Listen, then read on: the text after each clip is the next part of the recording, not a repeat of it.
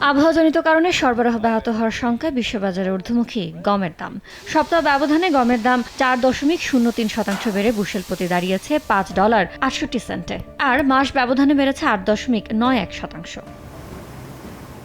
চাহিদার তুলনায় অতিরিক্ত উৎপাদন হওয়ায় সপ্তাহ ব্যবধানে প্রতি 100 পাউন্ড চালের দাম 4.04% কমে নেমেছে $9.86। আর মাস ব্যবধানে কমেছে 9.83%। সরবরাহ নিয়ে উদ্বেগ বিরাজ করায় সপ্তাহ ব্যবধানে প্রতি বুশেল ভুট্টার দাম 0.48% বেড়ে দাঁড়িয়েছে $4.29। আর মাস ব্যবধানে বেড়েছে 0.19%। অপর্যাপ্ত উৎপাদনের কারণে গেল 2 সপ্তাহের মধ্যে সর্বোচ্চ বিক্রি হচ্ছে চিনি। সপ্তাহ ব্যবধানে দাম বেড়েছে 3.78%, তবে মাস ব্যবধানে কমেছে 5.41%। ইয়ানুর শিফাত, সময় সংবাদ।